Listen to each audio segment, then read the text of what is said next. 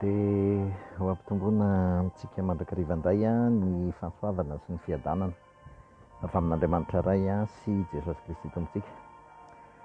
Fa ny miarabantsika rehetra dia androantsika dia araka ny efa noresahana teo moa izany dia resaka manokana tsika hamaly ny fanontaniana momba ny hoe efa voavela tokoa ve ny heloka hatramin'ny ho avy aza satria izay ilay fanontaniana apetraky ny betsaka amintsika. Dia ny fanontaniana faharoa dia hoe tsy mitondra, tsy mitarika ve zany handeha hanota, tsy mitarika handeha hanota ve zany izay ilay fanontaniana izay apetrakintsika.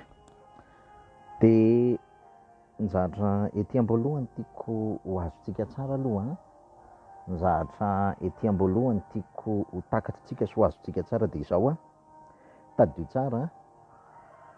tsara fa ny filazantsara dia filazantsara feno zany fa tsy azo saratsarahana. Io filazantsara io zany tsy azo saratsarahana. Tsy azo saratsarahana izy io fa misy zavatra vitsivitsy izay tsy misaraka ary mifanohy ao anatin'ilay izy.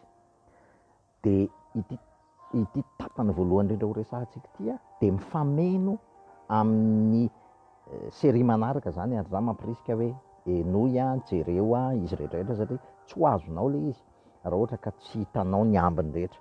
Voalohany indrindra aloha zany ny ao anatin'ny filazantsara dia misy ny famelankeloka. Faharoa manaraka an'izay famelankeloka mandrakizay zany hoe voavela mandrakizay, voavela ny Helokao na ny ho avy arany. Faharoa manaraka an'izay dia mila inoantsika ihany koa fa efa voaomby niaraka tamin'i Kristy tsika teo amin'ny hazofijaliana. Zay zany mila azo zay satria raha ohatra hoe voavela heloka fotsiny ianao dia mipetraka tokoa ny fanontaniana hoe donc afaka manao izay tiako atao ve zany? Tsy izay ilay izy fa miaraka amin'izay koa niaraka voaomby teo amin'ny Kristy teo amin'ny hazofijaliana ianao. Fahatelo manaraka an'izay dia nomen'Andriamanitra anao ny fitsaharana. Mankanesa ty amiko shalom, mankanesa ty amiko ianareo izay miasafatratra sy mahavesaretana, zany manome anareo fitsaharana. Ny fahaefatra nalevina Kristy ary nitsangana tamin'ny maty izy, zany hoe resy ny fahafatesana, resy ny endrim-pahafatesana rehetra zany, nomeny anao koa ny fandresena ny amin'ny ota zany. Zay ny fahaefatra. Ary ny fahadimy farany dia niakatra izy ary niverina tamin'ny alalan'ny fanamasina izy. Zay ny dikany hoe Kristy fanamasina, niverina tamin'ny alalan'ny fanamasina Kristy ary efa niverina tamin'ny alalan'ny fanamasina Kristy dia Kristy mivelona ao anatinao ary izy manao ny zavatra rehetra ho fitoerany tonga. Anankidimy zay zavatra tsy misaraka izay. Fa raha vao misaraka izay dia banga sy tsy feno, banga sy tsy feno ny filazantsara. Ary rehefa banga sy tsy feno ny filazantsara dia tsy ho azontsika mihitsy ilay izy. Ny dikan'izany dia androantsika hiresaka manokana momba ny famelankeloka eo satria ny tena anisan'ny tsy azontsika mihitsy. Dia nefa n'izao mila azontsika. Ny fiainana kristianina, ny varavarana miditra amin'ny fiainana kristianina dia tsy misy afa-tsy ny famelankeloka. Io ny tena varavarana miditra amin'ny kristianina ary ny kristianina io ny tena fototra zany, anisan'ny fototra ao anatin'ny filazantsara, ao anatin'ny asampamonjena Jesosy KRISTY. Ary raha vao io ny tsy azontsika kristianina dia tadio tsara fa raha vao io ny tsy azo dia hitsingilaila iozongozona ny fiainana kristianina, iozongozona tsy lasa hiaina fiainana kristianina bankal tsika raha vao io famelankeloka io mihitsy no tsy azontsika zany, raha vao io mihitsy ny tsy hainantsika. Eny ary hozaraiko maromaro ty resaka ty any. Voalohany indrindra resaka inona ny atao hoe ota, inona ny atao hoe mpanota. Zay ny zavatra voalohany ho resahako. Inona ny atao hoe ota, inona ny atao hoe mpanota, mila azo mantsy zay. Inona ny vahaolana nomen'Andriamanitra noho ny amin'ny ota sy ny mahampanota antsika tao amin'ny fanekena taloha satria nisy solution izay nomeny zany tao amin'ny Torah, tao amin'ny LALANA ny Mosesy. Inona kosa ny vahaolana nomen'Andriamanitra noho ny avy eo tao amin'ny Jesosy KRISTY. Zay no resahantsika ary ny farany, zavatra farany no resahantsika rehefa hoe miteraka inona eo amintsika, eo amin'ny fiainantsika vie pratika kretiana, zany hoe famelankeloka nomeny Jesosy KRISTY zany. Eny ary inona aloha ny atao hoe ota? Raha fitinina tsotra fotsiny ilay izy dia izao, ny atao hoe ota dia izay zavatra rehetra ataon'ny olombelona ka tsy atosiky ny fitiavan'Andriamanitra izy. Zay no atao hoe ota. Zay raha fitinina tsotra zany ny atao hoe ota. Ary ny atao hoe ota ny tena dikany dia ratela cible, zany hoe diso fikendry zany, zay ny atao hoe ota zay. Ary zay ota zay no miteraka fahotana, zany hoe lasa ny olona manao zavatra mandeha amin'ny herin'ny tenany fa tsy atosiky ny fitiavan'Andriamanitra. Zay zany mila azo aloha zay. Iresaka amin'izay tsika raha hiverina kely amin'izay tsika ny ao anaty tenin'Andriamanitra. Tamin'ny voalohany indrindra namorona ny Adama sy Eva dia Andriamanitra dia tsy nikree mihitsy any Adama sy Eva ho mpanota, olona tafaray amin'Andriamanitra no nikreeny, tafaray tamin'Andriamanitra. Fa saingy nametraka kosa izy hoe tandremo izy so hinananareo ny azo fahalalana ny tsara sy ny ratsy. Izay no afatra napetrany tandremo, hinananareo ny azo fahalalana ny tsara sy ny ratsy. Nandenak'io ihany nefa Adama sy Eva, zany hoe nanoty izy zany hoe tsy natosiky ilay fitiavan'Andriamanitra izy fa nandika n'ilay zavatra nitenenin'Andriamanitra. Ary rehefa nandika n'ilay zavatra nitenenin'Andriamanitra izy dia nanoty izy, dia niala teny aminy ilay voninahitr'Andriamanitra. Zao nefa ny tenin'Andriamanitra, raha vao ohatra izy ka mihinana ny azo fahalalana ny tsara sy ny ratsy nareo dia ho fatinareo. Raha vao mihinana ny azo fahalalana ny tsara sy ny ratsy nareo dia ho fatinareo. Zay le hoe fahafatesana ny tambin'ny ota. Zay ny voalohany indrindra zay, fahafatesana ny tambin'ny ota. Ary rehefa nihinana ny azo fahalalana ny tsara sy ny ratsy Adama sy Eva dia tadidio tsara fa tsy nisy fahafatesana ara-nofo teo, fa fisarahana tamin'Andriamanitra no nitranga teo. Zay ny atao hoe ota voalohany, fisarahana amin'Andriamanitra, izay le miteraka fahafatesana. Ary izay fisarahana tamin'Andriamanitra zay dia nanomboka teo miaina fanamelohana sy fahafatesana Adama sy Eva. Ary rehefa miaina fanamelohana sy fahafatesana izy dia niseho teo aminy ihany koa ny endrika fahafatesana isan-karazany. Samihafa ny fahafatesana sy ny endrim-pahafatesana. Ny fahafatesana fisarahana amin'Andriamanitra no mitarika endrim-pahafatesana. Zany ao anatin'izany endrim-pahafatesana zany averiko foana ny fahotana, ny aretina, ny olana, ny tebiteby, ny ozona, ny fahantrana, ny trosa, ary ny fahafatesana ara-nofo ao anatin'izany. Zany daholo ny atao endrim-pahafatesana. Nanomboka teo dia lasa mpanoty Adama sy Eva. Lasa mpanoty izy. Zany hoe lasa nanana possible, lasa identité mihitsy le mpanota. Ary nanomboka teo lasa tsy miankina amin'Andriamanitra intsony izy. Lasa tsy izay direktivan'Andriamanitra intsony nataony fa lasa nandeha tamin'ny herin'ny tenany izy. Anisan'ny ozona voalohany tenin'Andriamanitra dia ozy izy hoe ny atsembohan'ny tavanao izy sy ny nananao. Ary rehefa nanoty Adama sy Eva ka lasa mpanoty Adama sy Eva, zay mila mazava tsara. Dia any amin'ny Genesis 5 tsika raha mamaky dia zao ny teny any hoe ary Adama ozy izy niteraka olona tahaka ny endriny. Adama niteraka olona tahaka ny endriny. Mahavariana be io teny io satria zao Andriamanitra raha namorona ny Adama sy Eva dia hoe Andriamanitra namorona olona tahaka ny endriny. Ndao tsika hamorona olona tahaka ny endrikintsika. Fa rehefa ohatra kosa ka nanoty Adama sy Eva dia ny zavatra nitranga teo kosa dia hoe lasa nanomboka teo zany dia niteraka olona tahaka ny endriny Adama sy Eva. Midika iny zany zavatra zany, tsy tahaka ny endrika Andriamanitra intsony zany ny olona nateraka Adama sy Eva, fa tahaka ny endrika Adama zay mpanota. Ary eo no mahatonga hoe nanomboka teo lasa mpanota ny olombelona. Lasa mpanota ny olombelona dia zay olona nateraka Adama rehetrarehetra dia lasa mpanota avokoa. Io le tenenin'ny fiangonana hoe ota fototra, io le tenenitsika hoe ota fototra. Lasa mpanota nandova ota tsika zany, tsika olombelona rehetra nandova ota. Mbola tsy aky taloha ny resaka eo fa tena le natiora mihitsiny, zany hoe nandova le natiora mpanota tao amin'ny Adama zany tsika rehetrarehetra. Lasa mpanota zay nateraka Adama rehetrarehetra dia mpanota avokoa, olona tafasaraka amin'Andriamanitra avokoa. Zay aloha zany ny définition-ny hoe mpanota. Ary rehefa mpanota ny olona dia rehefa avy eo ny olona mamokatra fahotana, zay endrim-pahafatesana le izy, vokatry ny fisarahana amin'Andriamanitra, manomboka eo izy lasa mamokatra fahotana. Lasa natiorany ilay mamokatra fahotana, lasa natiorany iray rébellion, lasa natiorany ilay manao zavatra amin'ny herin'ny tenany. Dia nomen'Andriamanitra ny lalàna, satria mazava be ny lalàna voalohany fototra tao Edena dia hoe ny fahafatesana ny tambin'ny ota, fahafatesana ny tambin'ny ota. Dia nomen'Andriamanitra amin'izay ny lalàna. Ary rehefa nameny lalàna Andriamanitra dia hitantsika tsara fa misy lalàna be dia be, dia isaky manao an'izao ny olona dia inona isaky ny ohatra hoe mangalatra ny olona ny conséquence dia fahafatesana, tena fahafatesany nofo mihitsiny satria toramba ato, misy fanamelohana dia misy condamnation, misy fanamelohana dia misy condamnation dia misy jugement dia misy condamnation, zafady tompoko, misy fitsarana dia misy fanamelohana, fitsarana dia fanamelohana, fitsarana dia fanamelohana, izay no nitranga tao amin'ny fanekena taloha, ary izay ny lalàna ny Mosesy ray manontolo. Raha misy 613 loi tao, fa isaky ny manao zavatra anankiray mandika n'io lalàna io lalàna ny ota sy fahafatesana izay naturel ao anatin'ny olombelona iny olona, dia miatra eo amin'ilay fitsarana sy fanamelohana, jugement, condamnation, miatra eo aminy foana io.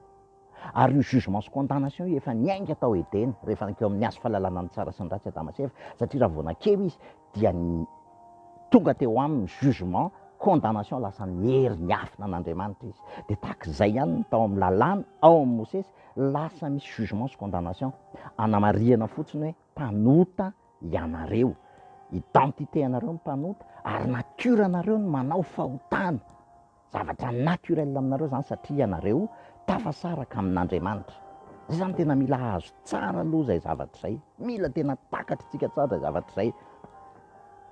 Nanome vahaolana nefa Andriamanitra, nanome vahaolana Andriamanitra, ary ny vahaolana nomeny tao amin'ny fanekena taloha dia ilay niteneniny hoe voalohany aloha ny lalàna dia milaza hoe fahafatesana ny tambin'ny ota, izay daholo mame ny lalàna ny Mosesy ray manontolo, fahafatesana ny tambin'ny ota, izay daholo mame, izay le tenenin'ny Paoly any amin'ny Romains 7:8 hoe lalàna ny ota sy ny fahafatesana. Zay tiako ny ataoko izy fa zay tsy tiako ny tanterahako, ary raha manao an'izany aho tsy zaho intsony manao an'izany, fa ny ota zay mitoetra tao anatiko. Indrisy olo mahantra aho izy, dia ao amin'ny Romains 8 izy mamaly hoe ary ao amin'ny Kristy Jesosy hozy izy dia ny lalàna ny fananaina nanafaka tamin'ny lalàna ny ota sy ny fahafatesana. Io lalàna ny ota sy ny fahafatesana io no mamatotra ny olombelona mpanota, voateraka ny olombelona mpanota dia feheziny io lalàna ny ota sy fahafatesana io. Zay tena mila azo tsika izay satria mpanota, feheziny io lalàna fahafatesana ny tambon'ny ota io, ny olona rehetra raha voateraka. Nomen'Andriamanitra ny vahaolana tao amin'ny fanekena taloha satria fahafatesana ny tambon'ny ota dia niteny ihany koa izy hoe aina ozy izy solon'ny aina. Aiza ny misy ny aina? Ao anatin'ny rà. Fantatritsika rehetra tsara zany, ao anatin'ny rà no misy ny aina. Inona ny vahaolana nomen'Andriamanitra? Zao arany ozy izy, fahafatesana ny tambon'ny ota nefa koa aina solon'ny aina satria lalàna ihany koa zany. Dia izao mila manatitra fanatitra aina rà ianareo, zanak'ondry tsy misy kilema, herintaona, ary dia voasarona herintaona ny fahotanareo, voasarona herintaona ny fahotanareo. Fa satria maninona ny voasarona herintaona ny fahotanareo? Satria ilay aina ao anatin'ilay rà n'ilay zanak'ondry, herintaona, dia maharitra herintaona. Zay mila azo tsara zay, ilay rà n'ilay zanak'ondry, herintaona, zay fanatitra ho fampinoana-pahatezerana tao amin'ny fanekena taloha dia maharitra herintaona. Zany hoe aina solon'ny aina, mahasarona n'ilay fahotana, mahasarona n'ilay fahafatesana tambin'ny ota, lalàna ny fahafatesana tambin'ny ota, aina solon'ny aina, vidin'ilay fahafatesana tambin'ny ota, zay manarona mandritra ny herintaona. Zay mila azo zay, ao anatin'ny rà no misy ny aina. Fa saingy zao ry havana, zavatra ngeza be mahavariana ny zavatra nataon'Andriamanitra tamin'ny alalan'i Jesosy Kristy. Tao amin'ny fanekena taloha zany raha azontsika tsara, herintaona, ary tsy maintsy averina isan-kerintaona zay fanatitra zay, satria herintaona ihany le aina tao anatin'le zanak'ondry, herintaona le aina tao anatin'le zanak'ondry,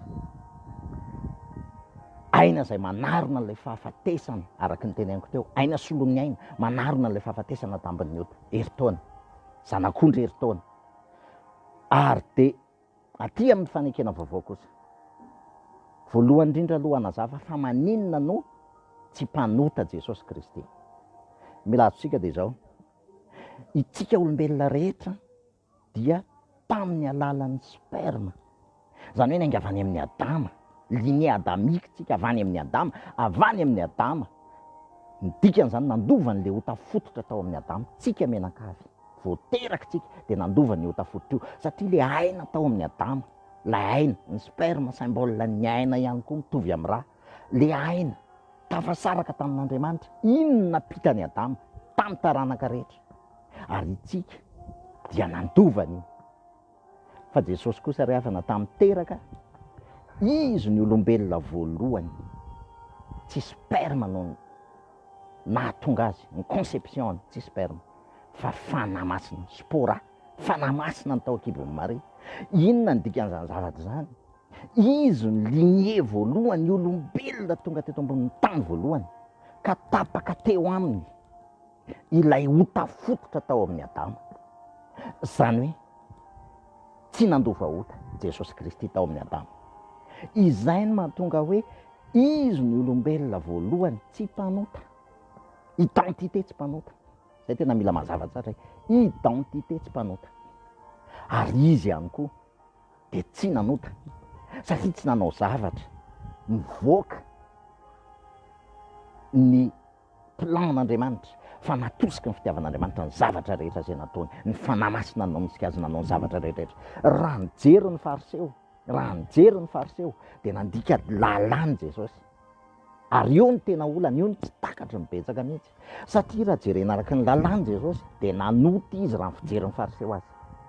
Fa saingy lalàna vaovao, didy vaovao no nentin' Jesosy, didy vaovao no omeko anareo izy izy teny mba hifankatiavanareo. Zaho izy tsy tonga nafoana an'io lalàna io, fa tonga izy izy anatanteraka amin'inona, amin'ny alalan'ilay asampamonjeny, amin'ny alalan'ilay lalàna ny fananaina, lalàna ny fitiavana vaovao zay netiny teo amin'ny hazofijaliana, ny fitsanganany ary ny fiverenany.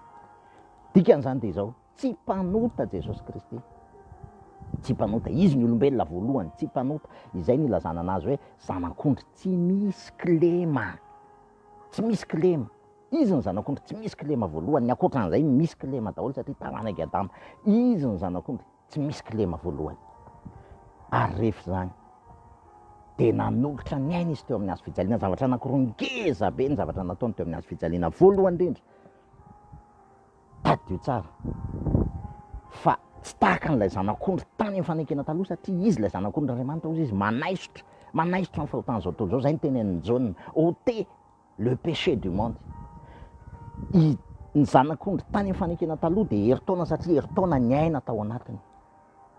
Fa Jesosy Kristy kosa, ny aina, lay aina tao anatin'i Jesosy Kristy dia ilay source de vie, lay aina maharitra mandrakizay, lay ain'Andriamanitra, lay vy zay nanomezan'Andriamanitra, aina sy fiainana an'izao sy fahavelomana an'izao tontolo zao. Inona tao amin'ny Jesosy Kristy? Inona nandoavan'Andriamanitra ny trosan'ilay fahafatesana tambon'ny ota? Inona nandoavan'Andriamanitra n'ilay aina solon'ny aina, lay aina maharitra mandrakizay? Zany hoe tany amin'ny fanekena taloha, heritaona ny voasarona ny fahotana. Fa rehefa tonga Jesosy Kristy dia aina maharitra mandrakizay no nanaronany ny fahotana. Tany amin'ny fanekena taloha, heritaona ny voasarona ny fahotana, satria heritaona le aina tao anatin'ilay zanak'ondry. Fa rehefa tonga Jesosy Kristy, voasarona mandrakizay ny fahotana, satria aina maharitra mandrakizay natolony teo amin'ny hazofijaliana. Iny aina natolo Jesosy teo amin'ny hazofijaliana iny, préciseko tsara, natolony. Izy no nanolotra azy, je précise bien, satria indraindray afangarontsika le izy, itsika mieritreritra fa hoe maty no fahotantsika Jesosy Kristy. Tsia, diso zany fomba fiteny zany, fa izy no nanolotra ny aina, mbola ho azavaiko zay rehefa avy eo.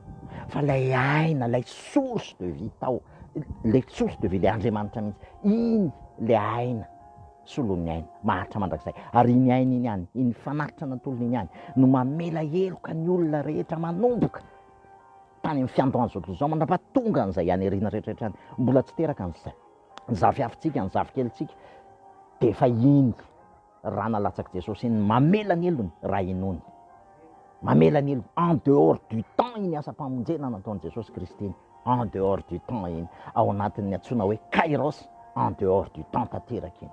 Zay ny zavatra voalohany mila azontsika. Ny zavatra faharoa mila azontsika dia Jesosy Kristy no nanolotra ny ainy. Misy zavatra, misy dikany ngeza be zany, fa indraindray amaivantsika. Ao amin'ny Jaune toko fahafolo, ny 5:20 dia zao ny zavatra tenenin'i Jesosy ao. Manana fahefana ozy izy hanolotra ny aiko tsisy na iza na izy izy mahaisotra ny aiko amiko, manana fahefana hanolotra ny aiko ary manana fahefana ao izy akazy indray. Zany didy zany izy dia niraisiko tam'iraiko. Inona ny dikan'izany? Tsisy na iza mahaisotra ny ain'i Jesosy Kristy aminy zany. Tsy ny fahotantsika no nahafaty an'i Jesosy Kristy, tsy ny helokotsika no nahafaty an'i Jesosy Kristy, fa izy nanolotra ny ainy. Izy no nanolotra ny ainy. Rehefa nianjera teo aminy daholo ny heloka sy ny fahotana zao tontolo zao nandritry ny adiny telo. Nandritry ny adiny telo satria maizina ny andro izy.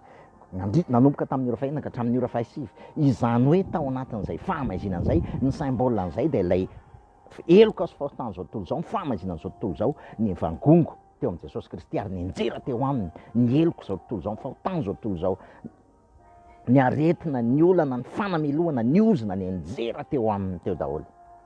Ary rehefa nianjera teo aminy zany rehetrarehetra zany dia niteny izy hoe vita, niteny aloha izy hoe vita, zay vao nanolotra ny ainy. Midika inona zany ry havana? Midika zavatra ngeza be zany. Raha ny helokontsika sy ny fahotantsika ny navangoko teo amin'i Jesosy ka nianjera teo aminy ary nahafaty azy, dia tsy maintsy naverina ny sorona. Naverina ny sorona satria nahoana? Satria nahafaty an'ilay zanak'ondry ny heloka sy ny fahotantsika. Ohatran'ilay tany amin'ny fanekena taloha, dia tsy maintsy averina an'izay. Fa satria aina manitra mandrakizay ny tao aminy, satria izy ny source de vie, dia netiny teo daholo ny heloka, ny fahotana zao tontolo zao. Ary rehefa netiny teo zany dia niteny izy hoe vita aloha, dia zay vao natolony ny ainy, natolony. Satria tsisy mahaisotra ny ainy aminy. Mila azontsika ny tena lalana zany, ny révélation ao anatin'izany. Dika iny zany ry havana? Midika zany fa teo amin'ny hazo fijaliana lehibe lavitra no ny helokao sy ny fahotanao, no zay eritreretinao fa fadisonao sy helokao sy fahotanao rehetrarehetra, ny asam-pamonjena vitan'i Jesosy Kristy teo amin'ny hazo fijaliana. Ary important be zany, mila inonao zany, mila iainanao zany. Midika inona ihany koa zany? Midika zany fa lehibe lavitra no ny fahatezeran'Andriamanitra ilay Jesosy Kristy teo amin'ny hazo fijaliana, ary nianjera teo aminy ny heloka sy ny fahotana zao tontolo zao, fa tsy nahafaty azy, fa izy no nanolotra ny ainy. Izy no nanolotra ny ainy. Voavela ny helokao, voavela mandrakizay ny helokao, voavela ny helokao taloha, ankehitriny, ary ho avy. Mila azontsika tsara zany aloha. Fa raha vao tsy azontsika mity zay, dia ho kristianina mitsingila ileny foantsika, mitsingila ileny foantsika. Voavela mandrakizay ny helokao, voasarona sambatra ny olona zay voavela ny helokao, sy voasarona ny fahotana, voasarona ny fahotana, sambatra ny olona zay tsy sain'i Jehovah heloka ary tsy misy fitaka ny fanahany. Raisiny zany, tsy angatahana intsony zany fa efa vita. Raisiny zany famelankeloka zay efa nomeny Jesosy Kristy teo amin'ny hazo fijaliana zany. Raisina sisa. Manomboka eo ry havana, rehefa tena mino an'izay tsika, rehefa tena inotsika zay asam-pamonjeny Jesosy Kristy zay, rehefa tena inotsika zay asam-pamonjeny Jesosy Kristy zay, dia manomboka eo kosa misy fiovana natiora ao anatintsika ao. Zany hoe rehefa inotsika ny asam-pamonjeny Jesosy Kristy araka ny teneniko teo, fa ny asam-pamonjeny Jesosy Kristy tsy vita amin'ny famelankeloka fotsiny, satria raha famelankeloka fotsiny dia lasa mipetraka tokoa ny fanontaniana, afaka manao zay tiako atao avy zany, afaka mamono olona, afaka mijangajanga, afaka mangalatra, afaka manao zay tiako atao. Tsy izay le izy. Fa araka ny teneniko teo dia mitohy ary zavatra pakedra feno ny famonjena. Fa ny famelankeloka aloha mila mipetraka tsara voalohany, satria raha vao tsy izay mihitsy no mipetraka tsara dia ho sarotra aminao ny aina fiainana kristianina, le tena fiainana kristianina, ho sarotra aminao io. Ny famelankeloka ny voalohany, fa manaraka an'izay ihany koa niaraka nomboana tamin'i Kristy teo amin'ny hazo fijaliana. Ianao lay mpanota taloha, ianao lay taranaka Adama, niara nomboana tamin'i Kristy teo amin'ny hazo fijaliana. Mila inona koa zay sy mila raisin'izay, satria toy an'izay. Rehefa voaombo anao, donc tsy ianao intsony manao sitraponao. Mila inona zany, taky ny inona ny famelankeloka, efa voavela ny heloko, efa voavela ny heloko mandrakizay, efa voavela ny heloko. Mila inona koa fa efa maty le za taloha, donc tsy za intsony ny resaka eo, tsy za intsony ny resaka. Fa telo manaraka an'izay, mila inona ihany koa fa efa men'Andriamanitra antsika ny fitsarana, raisina koa zany, fa tsy angatanana misy nenenina tao am'zany, raisina le fitsarana, iainana le fitsarana, lasa mitsaratra satria efa vombony araka tamin'ny Kristy eo amin'ny azo fijaliana. Fahavatra manaraka an'izay, nalevin Kristy ary nitsangana tamin'ny maty izy, nomeny antsika ny fandresena, nomeny ny fandresena, ny amin'ny fahotana, ny amin'ny fanamelohana, ny amin'ny aretina, ny amin'ny zavatra rehetrarehetra, nomeny antsika io fandresena io. Ny problème fotsiny sarotra amintsika miaina an'le izy, efa nomeny io fandresena io, efa nomeny io, ary ny fady ny farany, zay no mameno anazy ho dimy fahasoavana, dia nidina, niakatra izy ary nidina ary velona atao anatintsika. Kristy velona ao anaty, izay ao amin'ny Galatiana 2:20 famehezany Paoly anazy rehetrarehetra hoe vombony araka tamin'ny Kristy eo amin'ny azo fijaliana aho izy, ary tsy zaho intsony ny velona fa Kristy ny velona atao anatiko. De tohizany le izy hoe ary zay velomako amin'ny nofo ankehitriny izy de velomako amin'ny finoana ny zanak'Andriamanitra zay efa tia ka nanolotra ny ainy hamonjy ahy. Zany hoe lasa i Kristy velona atao anatiko ny manosika amin'ny zavatra rehetrarehetra. Lasa tsy ny lalàna intsony ny manosika fa ny fitiavan'i Kristy. Fa raha ohatra nareo ozy izy ka tarihan'ny fitiavana de tsy mba ambany lalàna ozy izy. Ozy izy Paoly. Raha taritan'ny fitiavana nareo tsy mba ambany lalàna. Inona ny dikan'izany ry havana? Manomboka eo rehefa mino azy asa-pamonjeny Jesosy Kristy izay lasa tsy mpanota intsony tsy mpanota intsony ny identitéako, fa lasa Kristy ny identitéako. Samihafa ny hoe tsy mpanota sy ny hoe tsy manota. Tsy mpanota fa mety mbola manota. Ary eo ny tena problème ny kristianina satria eo ihany koa raha vao mbola tsy azo mazava tsara le identité, ny dikany hoe voavela mandrakizay ny Helokao, lasa nifindra le identité, lasa tsy identité ao amin'ny Adama mpanota intsony ianao, fa lasa identité ao amin'ny Kristy. Izay tsy mpanota. Lasa le aina tao amin'ny Kristy satria natolony ny ainy, le aina tao amin'ny Kristy ny lasa manarona anao ary lasa tsy mpanota intsony ianao. Lasa tsy mpanota intsony ny identité anao, fa saingy mbola manota ianao, saingy mbola mety hanota ianao. Le identité an'i Kristy ao anatinao tsy mahay manota. Ary eo amin'izay le tena fiainana kristianina tena izy amin'izay satria miady ireo zavatra anankiroa reo. Aza vaiko kely fa misy différence ny atao hoe tsy mpanota sy ny hoe manota. Za mitondra fiara fa za tsy mpitondra fiara. Tsy mpamily ny asako fa za mamily. Raha azontsika zay. Tsy mpamily ny asako, tsy mpamily ny identitéako fa za mamily fiara nefany. Tahaka an'izay ihany koa. Tsy mpanota intsony ny olona mino ny asa-pamonjeny Jesosy Kristy fa mety mbola hanota izy. Tsy mpanota intsony. Satria efa niala tamin'ny maizina ozy izy ary nafindra no amin'ny fahazavany magaga. Niala tao amin'ny Adama mpanota, voaomby tao amin'ny Adama mpanota, niaraka tamin'ny Kristy ary lasa nandray fiainana vaovao ao amin'ny Kristy tsy mpanota. Raha azontsika tsara zay, dia zay dia efa mahavaly zavatra be dehibe ny amin'ny hoe voavela mandrakizay ny heloko. Voavela mandrakizay ny heloko. Ary rehefa voavela mandrakizay ny heloko, manomboka eo kosa ohatra ny tany amin'ny fanekena taloha. Possible mety mbola manota ary tena mbola manota, aleo tsy mandainga fa tena mbola manota. Ny définition amin'ny hoe manota aty amin'ny fanekena vaovao ry havana dia tsy hoe mandika didy na mandika lalàna na manao an'izao, tsy izany ny atao hoe manota aty amin'ny fanekena vaovao. Ny atao hoe manota ota ozy izy ny tenin'Andriamanitra zay rehetra avy amin'ny fisalasalana. Dia raha azontsika tsara zay tena ngeza be zany. Zany hoe rehefa manao zavatra zany ianao ka misalasala na hatosiky ny fitiavan-tena na hatosiky ny herin'ny tena dia mbola manota ianao. Mbola manota ianao.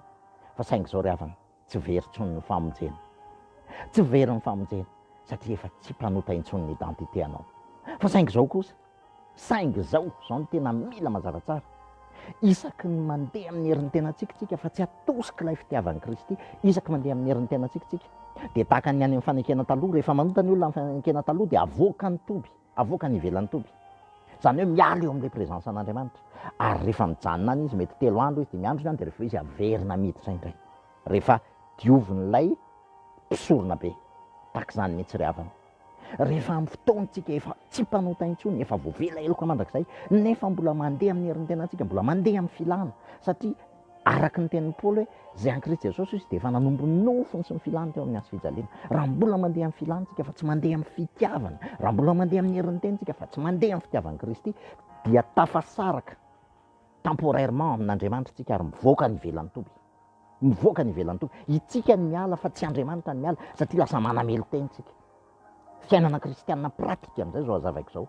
Vao manao zavatra tsika ka taritiny nofo na taritiny fisainantsika dia mivoaka ivelan'ny tompo tsika. Lasa na itsika raha dia efa matsiaro fa ohatran'ny miataka amin'Andriamanitra any.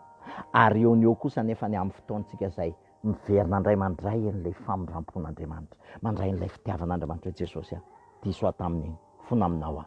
Rehefa manao an'izay tsika dia miverina tanteraka indray tsika ao anatin'ilay présence de Dieu, ao anatin'ilay présence de Dieu. Ny dikan'izany dia zao ry havana, raha mbola any ivelany tsika dia mbola juge Andriamanitra. Fa rehefa nandray n'ilay natiora tsy mampanota intsony tsika, nandray n'ilay famelankeloka mandrakizay tsika, dia tsy juge tsika intsony izy fa lasa père izy, lasa ray izy. Mety maditra ianao, mety mbola manota ianao, fa amin'ny fotoana kosa rehefa manota, rehefa maditra ny ankizy dia voasazy izy temporairement. Tsisy ray aman-dreny manasazy ny zanany mandrakizay zany. Rehefa zanany voasazy izy temporairement, fa rehefa mitodika makeo amin'ny dada dia miaina feno indray ilay fitiavan'Andriamanitra efa vita tamin'ny alalan'i Jesosy Kristy namela heloka antsika mandrakizay teo amin'ny hazo fijaliana. Raha tena azontsika izay, satria izay ny tena fiainana kristianina, raha tena azontsika izay, rehefa tena manompokeo amin'izay zany ka velona ndraisintsika izay famelankeloka izay ary mitohy amin'io asam-pamonjeny Jesosy Kristy io isika, satria izay ny lalana voalohany miditra, dia manompokeo antsika lasa ny fitiavan'i Kristy manosika antsika. Afaka mahay mamela heloka tsika satria voavela heloka. Voavela ny elombe ozy izy satria be fitiavana izy. Be fitiavana izy. Lasa mahay mamela heloka tsika. Lasa sitrana miratra anaty tsika. Lasa tsy manao an'izany intsony hoe mamela ny Helokao aho fa tsy manadino. Tsy mamela heloka izany. Andriamanitra mazava tsara ny teniny. Ary ny fahotana sy ny helona izy dia tsy tsarovako intsony na dia mena tahaka ny zaka raha ny fahotana ho fitsiko tahaka ny oram-panala zany na dia mangatrakatraka tahaka ny sila azy. Ho fitsiko tahaka ny volon'ondry fotsy. Zay ny teniny. Ka raha itsika rehefa voavela heloka tsika, ny olona ny afantaran'ny olona hoe voavela heloka ny havana, ny tena fiainana vibratika kretianina amin'ny famelankeloka dia itsika mahay mamela heloka ny hafa. Lasa mahay mamela heloka ny hafa. Ny vibratika ny famelankeloka dia itsika lasa tsy mitsara ny hafa intsony. Na inona zavatra hitanao, tsapanao tsy fantatrao ny motivation an'ny olona anankiray, fa ny famelankeloka izay nomeny Kristy, ny fitiavana, satria fitiavana izany famelankeloka izay nomeny Kristy, lasa anananao fijery hafa, fijery Kristy ho an'ny hafa. Lasa mijery ny hafa ianao amin'ny fomba fijery Kristy, fa tsy mijery ny hafa ianao amin'ny fitsarana na ny fanameloana na ny fomba fijery olombelona hoe ty tsara, ty ratsy, ty mety, ty tsy mety. Tsy manao an'izany intsony ianao. Manompokeo ry havana. Lasa mahay mamela heloka tsika, na dia ny zavatra faran'izay tsy sarotra amin'ny sain'olombelona raha ny manaiky hoe atoko ahoana ny famelan'izany. Fa rehefa tena tsapanao hoe zany ratsy, zany tsy mendrika, fa zany avelan'Andriamanitra ny heloko mandrakizay, voavela ny heloko mandrakizay taloha ankehitriny aroavy. Ka raha voavela ny heloko mandrakizay, ataoko ahoana ny fitana alahelo amin'ny hafa, ataoko ahoana ny tsy amela heloka ny hafa. Lasa miteraka fitiavana eo amintsika izany famelankeloka izany. Lasa miteraka fitiavana eo amintsika izany. Lasa miteraka fahasitranana ny ratra-potsika rehetrarehetra, satria ny problème itsika ny antony mahatonga atsika lasa feno ratra-po satria fahabangana fitiavana. Vokatr'ilay fahabangana fitiavana tamin'Andriamanitra teo amin'ny mahampanota atsika fahabangana fitiavana fototra, dia lasa ny olona banga fitiavana dia lasa maratra dia mandratra ny hafa. Fa rehefa tena sitrantsika satria nandray an'ilay tena fitiavana dia ny famelankeloka mandrakizay nomeny Jesosy Kristy, manompokeo miova ny fiainantsika, manompokeo miova ny fiainantsika. Lalan'izay ry havana, lalana miditra, voavela mandrakizay ny Helokao. Raha azonao tsara izay, voavela mandrakizay ny Helokao. Manompokeo kosa. Tsy ny famelankeloka fotsiny, fa araka ny teneniko teo, misy zavatra anankidimy ao anatin'izay asam-pamonjeny Jesosy Kristy izay. Mila iainantsika satria feno izay zavatra fahafenoany izay asam-pamonjeny Jesosy Kristy izay. Ny zavatra afarako teo izao, iaina aloha izay famelankeloka izay. Tsy possible aminao ny iaina fiainana kristianina raha tsy iainanao mihitsy aloha ny famelankeloka. Voavela ny Helokao taloha ankehitriny aroavy, ary tsisy afaka mikosoka an'izany intsony. Tsisy afaka mamafana zany asa-pamonjena vitan'i Jesosy Kristy zany intsony. Tsy mpanota intsony ny identité anao, fa Kristy ny lasa identité anao, zay ny lasa kara-panondronao vaovao. Dia ny voninahitra ho an'i Jesosy Kristy. Ilay namela ny Helokao taloha ankehitriny ary mandrakizay, ary ilay nanala anao hiala tamin'ny maizina ho amin'ny fahazavany mahagaga. Amen.